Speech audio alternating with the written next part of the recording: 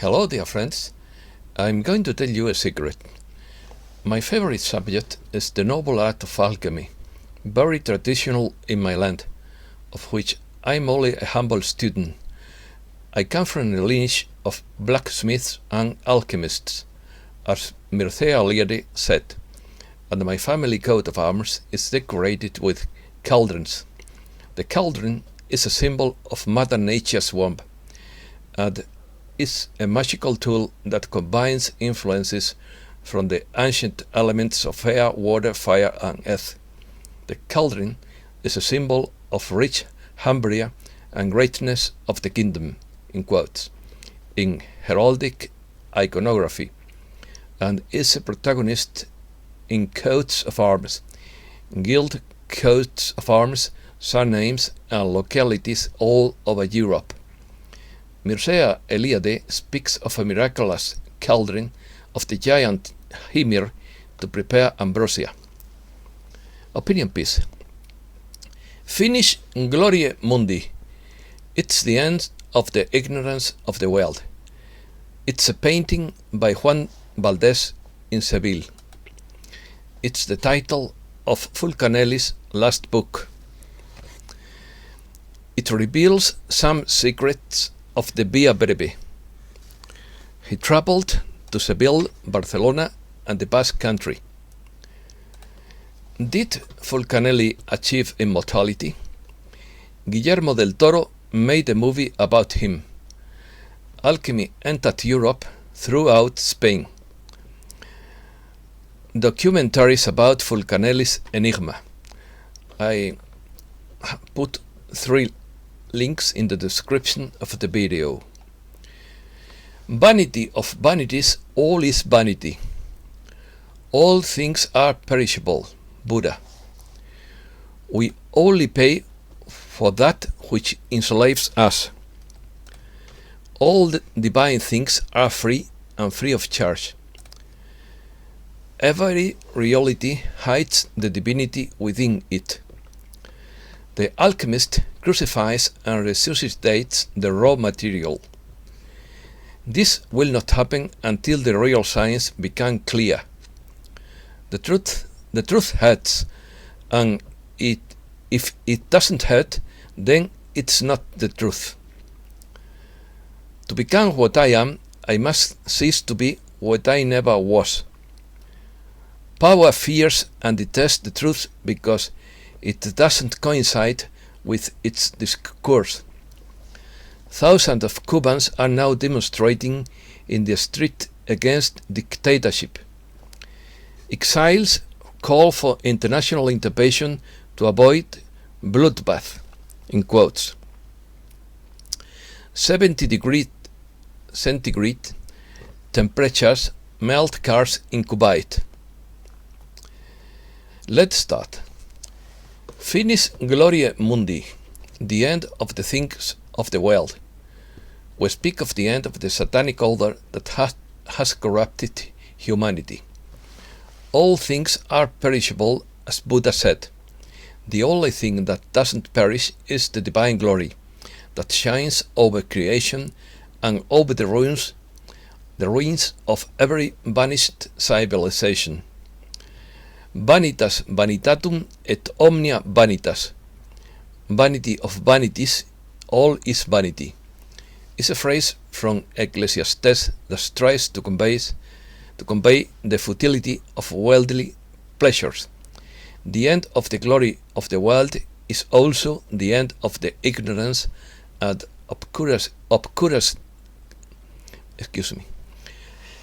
the end of the ignorance and obscurantism about alchemy and the bite works that has long raged against humanity, according to the blog of the alchemist Stefan.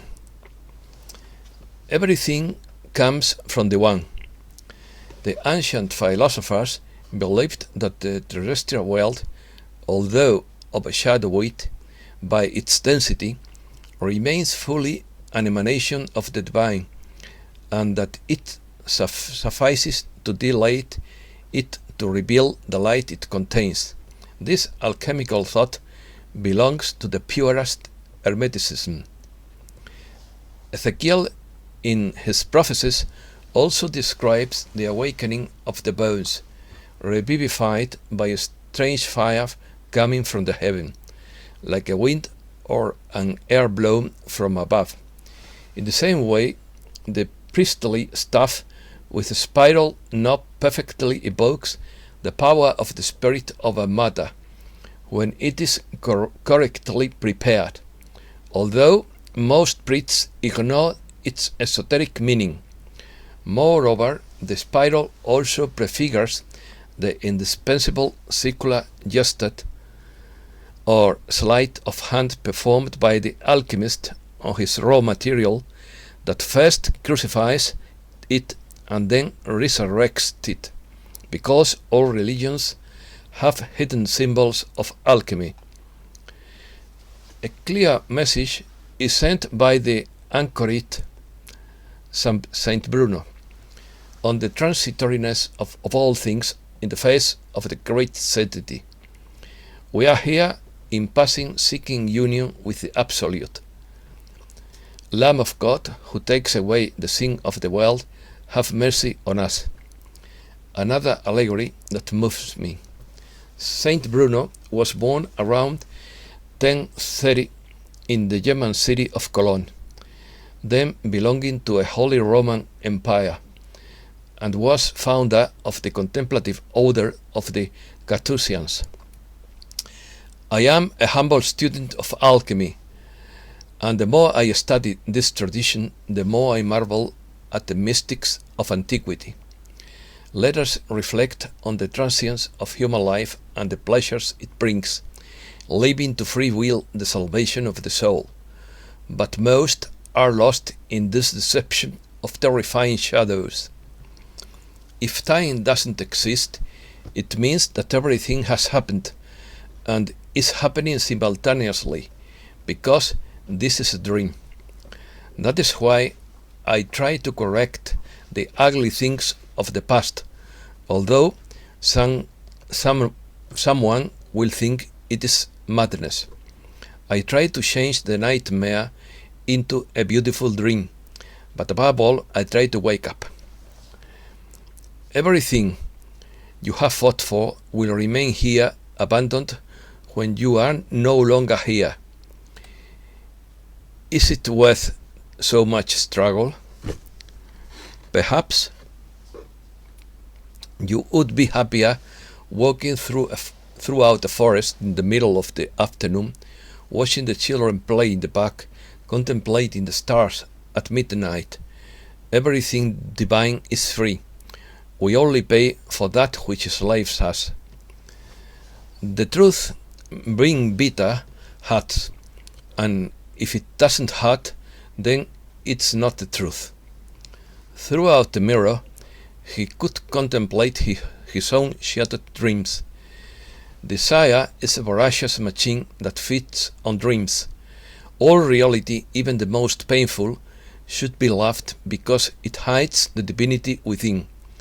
Loneliness and destiny, weeping and smiles, breaking waves against the face. He searched for himself inside a deep, dark forest, and died without knowing what the forest was himself. To become what I am, I must stop wanting to be what I never was. The book in singular. In 1999, Jacques Darrier brought to light a manuscript signed by Fulcanelli entitled Finis Gloria Mundi, which caused a great stir among French alchemists. This text is of admirable erudition and reveals some of the secrets of the Via Breve, short way, hitherto hidden secrets, while providing precise advice for the operative alchemists of this new millennium.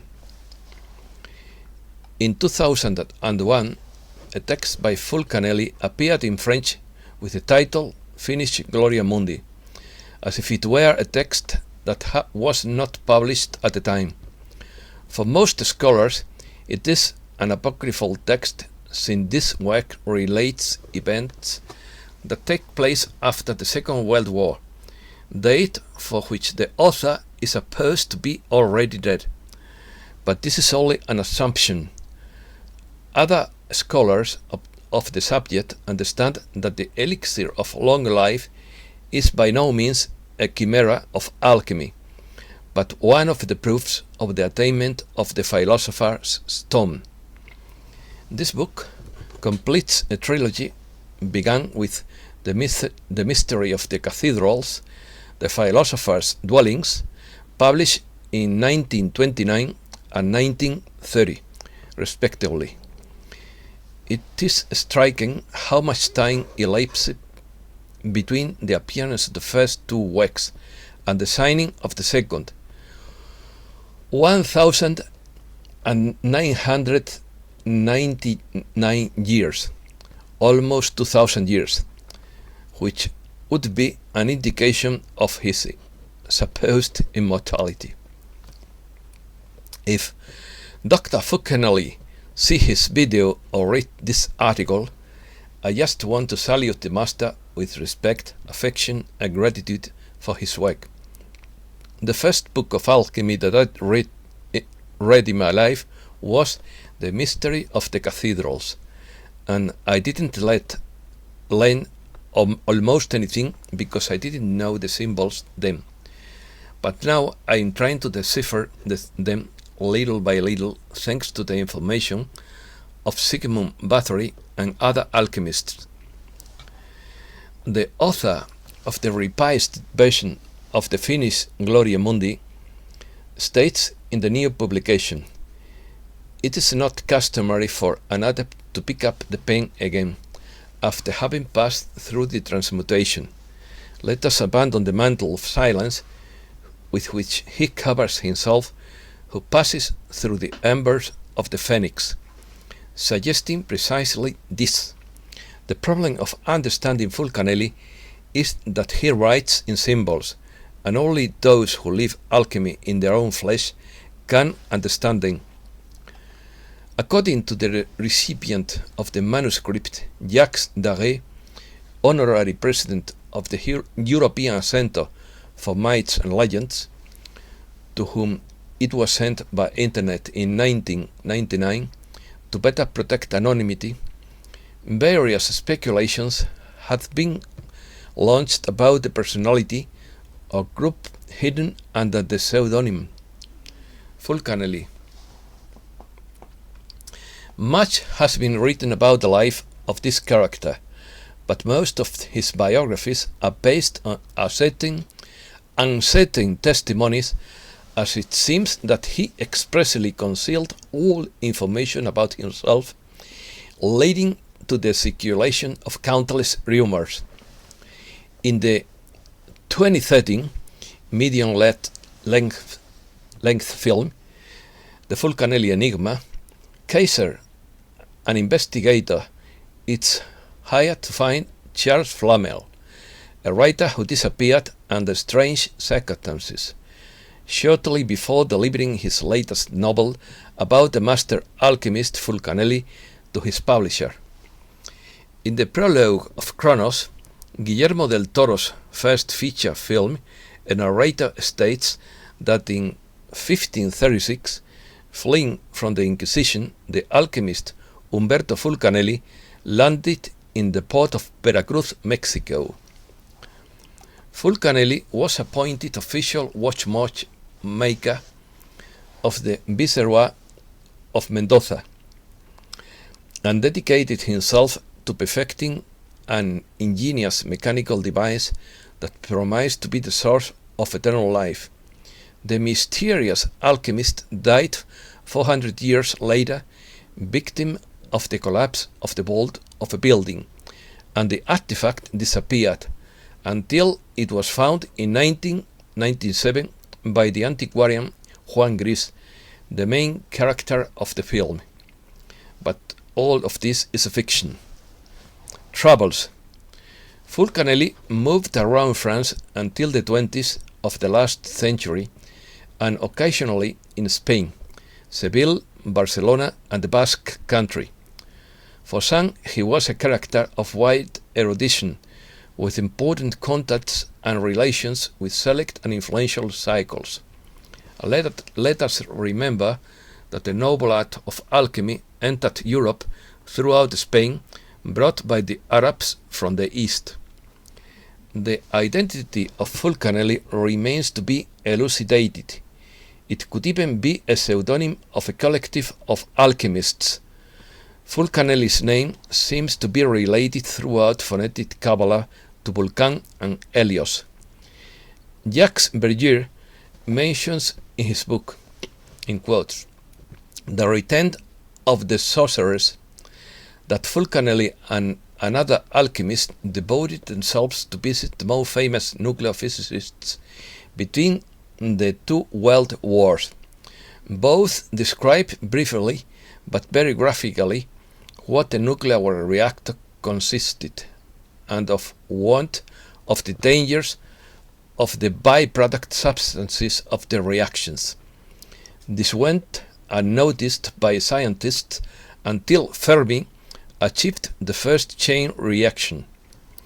One of the visitors then recalled the conversation with one of the two alleged alchemists and reported the story to the relevant intelligence services.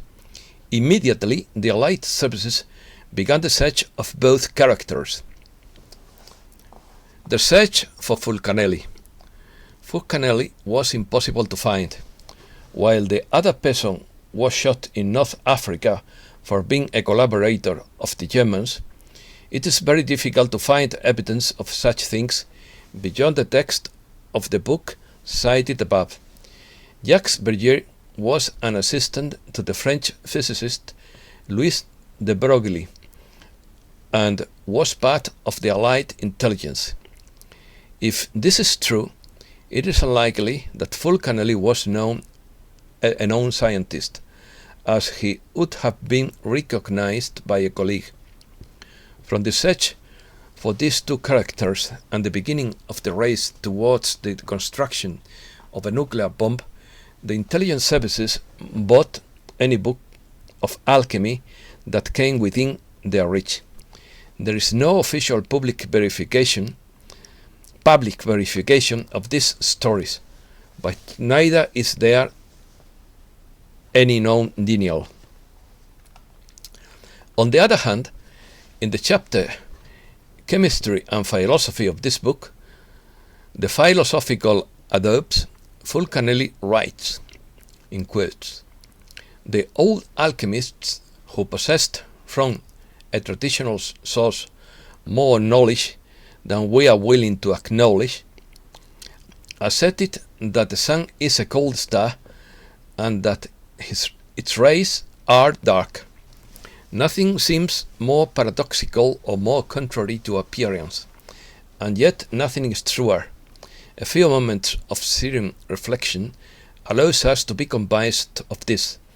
In fact, if the sun were a kind of globe of fire, as we are taught in school, it would be enough to approach it, however close, to experience the effect of a growing heat. And what happens is just the opposite, for the high mountains remain crowned with snow in spite of the ardors of summer. In the higher regions of the atmosphere, when the sun passes the zenith, the balloon of the aerostats is covered with frost, and its terrified passengers suffer a very intense cold. Thus, experience shows that the temperature decreases as the altitude increases. The same light becomes sensitive to us when we are situated in the field of its irradiation. As soon as we are outside the radiant beam, its action ceases for our eyes. It is a phenomenon well known to an observer or accidental who contemplates the sky from the bottom of a well at noon sees, however, the night and the constellated firmament. This statement has cast doubt on whether he was a scientist. The painting. Finnish Gloriae Mundi also designates a surprising painting conceived in the Hospital de la Santa Caridad in Seville. This 2-meter side panel was executed by the artist Juan de Valdés Leal in 1672. In the foreground can be seen the corpse of a bishop in advanced decomposition at the bottom of his coffin. In front of him is a gentleman in his coffin, not at all affected by putrefaction, and whose open eyes and the freshness of the dye let us understand that he is resting peacefully and thus escapes the wear and tear of time. In the background, a hand bearing the mark of the crucifixion, but curiously feminine, emerges from the clouds, carrying the mask of a scale on which each of the traits is underlined by the inscription "No more, no less." On the left, at the entrance of the crypt, an owl is placed in a hieratic posture, symbol of wisdom, seeming to judge the situation gravely. In the background, scattered skeletons and bones can be seen, which contribute to the rather macabre character of this scene entitled Finis Gloriae Mundi, as indicated by the phylactery added to the first coffin, so disturbing because it seems that the church is here destroyed forever, with the only benefit of the initiatory awakening symbolized by the knight who simulates death. In this book, with a different content than the one that was not published, Fulcanelli carries out the alchemical interpretation of the painting in connection with the events that have taken place after the Second World War, warning of the enormous danger of the nuclear race and its waste by skipping the limits, care, and philosophical rules kept secret by the alchemists since ancient times. Juan de Valdés. Finis Gloriae Mundi is a companion painting to another work by Juan de Valdés Leal, Inictu Oculi. Both were authored by Miguel de Mañara to be placed under the choir of the Church of the Hospital de la Caridad in Seville. Its dimensions are 216 centimeters, ending in a semicircular arc at the top. Together, they take the name of the hieroglyphs of the afterlife of the afterlife. The work is made in oil on canvas, and its realization dates from between 1670 and 1672. Juan de Valdés Leal was born in Seville, 17th century. It was in 1667 when he joined the Brotherhood de la Caridad de Sevilla, Hermandad de la Caridad, whose founder was Miguel de Mañara, who would remain in contact with our artist in the future.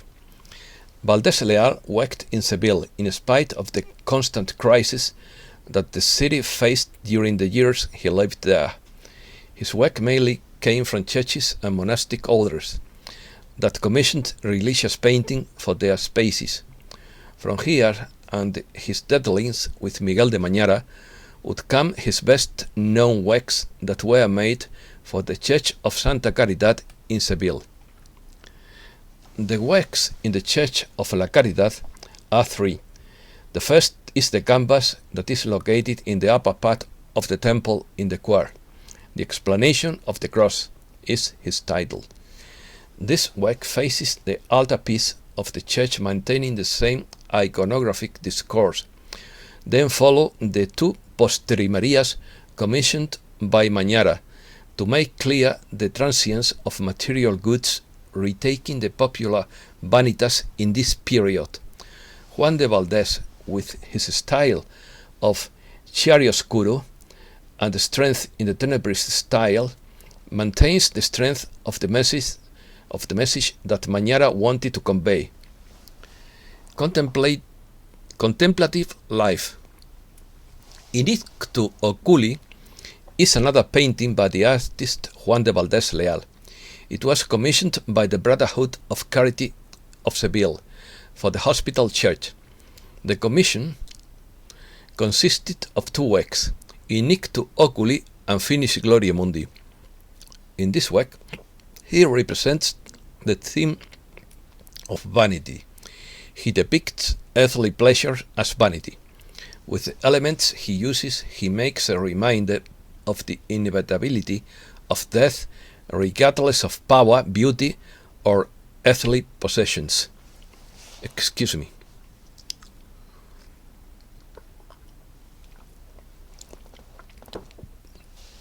Inictu Oculi corresponds to St. Paul's first epistle to the Corinthians, 1552, where he announces the resurrection.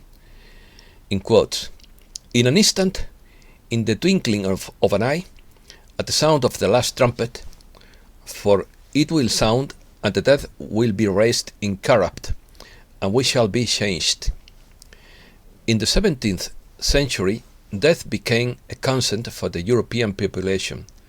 A political crisis was triggered from the 30 Years' War until the end of the 1600. In addition, it was considered an unfavorable period for agriculture. However, it is also known for being the century of the scientific revolution.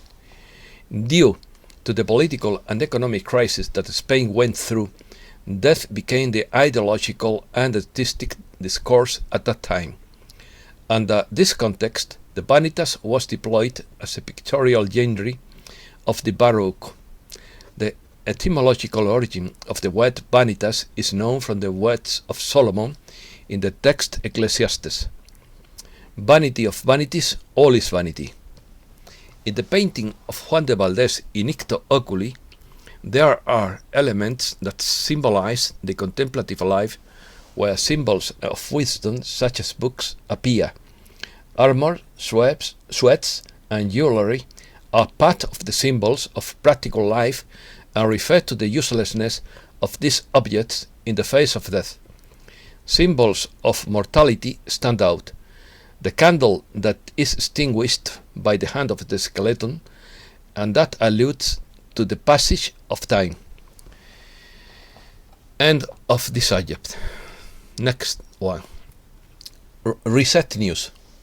Rat race. Puff said, "Every time we hear the frenzy of intelligence about the currency reset supposedly happening, we start to pick up momentum, but we must be careful that it is not just the mirage of many thirsty people.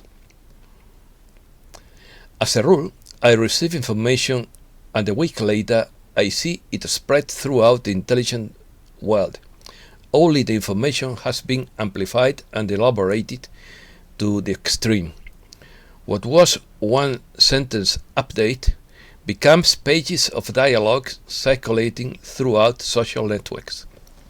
This won't happen until real signs are clear that delivery can be assured, that people will get what they should get, and that efforts are made to deliver effectively. Those are the nuts and bolts of all this. The intelligence and military communities have come together to fix this situation, but it will also have people standing up and having their say as well. Freedoms are always have won, mostly with wars. Well, we are at war now. The war for the survival of the human species. What are you doing about it? Watching TV? We are going to be working to rebuild the damage done to people and their communities, and on global infrastructure projects that will save the human species and this planet. We carry no weapons. When this event comes, it will not go unnoticed or hidden behind some secret cutting. It will be evident for all to see. The detail of each individual transaction may not be made public, but the larger picture will be made public.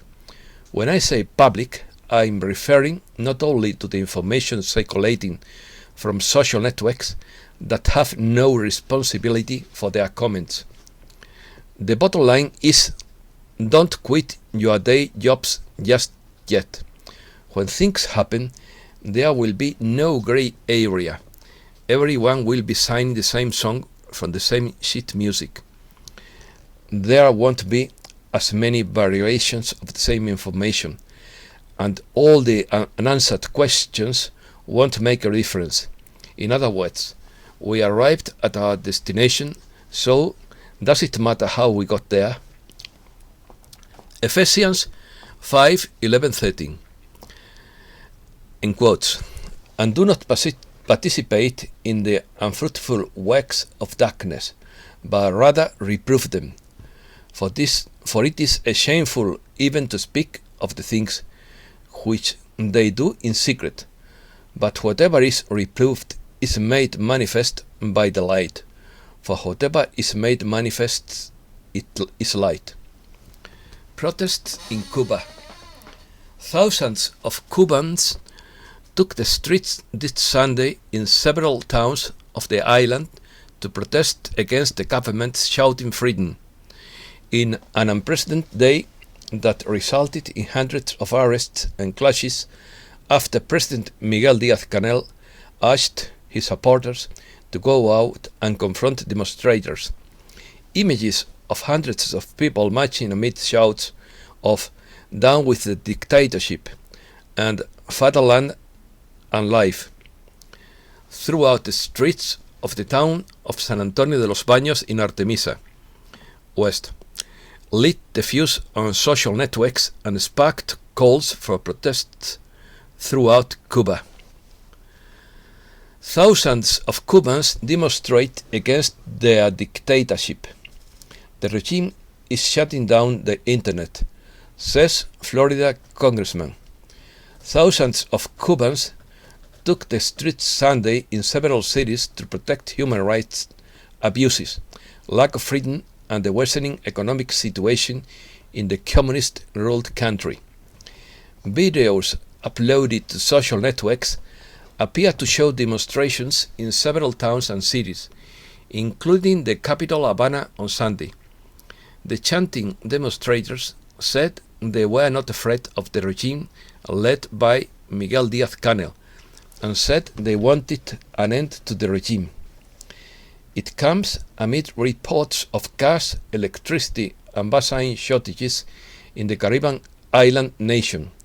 Some analysts noted online that Sunday's demonstrations are the first time so many have protested against the government since the Maleconazo uprising in 1994, which led several Cubans to leave the country by boat to the US.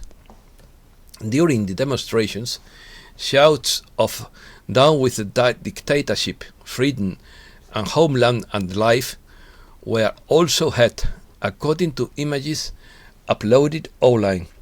During different live transmissions throughout Facebook, thousands of people can be seen marching throughout the streets of cities such as San Antonio de los Baños, Guira de Melena, and Alquizar. Exiles calls for international intervention to avoid a bloodbath.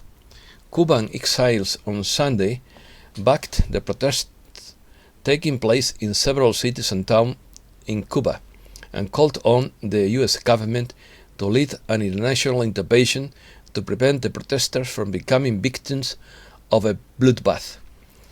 The day came when the people of Cuba rose up, said Orlando Gutierrez, of the Assembly of Cuban Resistance, a platform of opposition organizations from inside and outside the island. The exile leader in Miami, who presides over the Cuban Democratic Directorate, stressed that there are protests in more than 15 cities and towns in Cuba. Borrell asks the Cuban government to allow and listen to the demonstrators. The European Union High Representative of Foreign Policy, Josep Borrell, asked on Monday the Cuban authorities to allow peaceful protest demonstrations and to listen to their participants. In quotes, "I want to ask the government to allow these peaceful demonstrations and listen to the expressions of discontent of the demonstrators," Borrell said at a press conference after a Council of European Union Foreign Ministers. Other news. The Spanish Treasury expects to raise between 6 and 8 billion euros in debt this week. The Spanish Treasury expects to place between 6 and 8 billion euros this week in two auctions, one of bills and another one of bonds and debentures, which will be the last of the month, and it will do so at the time when interest rates on sovereign debt continue to fall, which may enable Spain to finance itself more cheaply. ECB to change policy next week.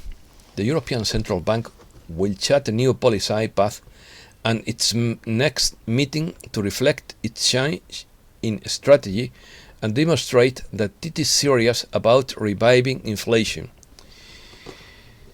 European Union halts tax plan, but Ireland stands firm. The European Union agreed to delay a corporate tax plan for the bloc following pressure from the US administration and in a bid to facilitate a broader global tax deal. But European Union member Ireland reiterated its criticism on the reform. Digital dollar could bring millions into economy. A digital dollar would in theory work like cash, without delays, processing fees on onboarding requirements, and could bring unbanked citizens into the digital economy. Building a central bank digital currency carries the risk of failure, hacking or breach of personal privacy, but if a digital dollar can be brought online, it could make the digital economy much faster, more efficient and more accessible to those who need it most. Georgieva forwards proposed allocation of $550 billion in drawing rights of board of governors.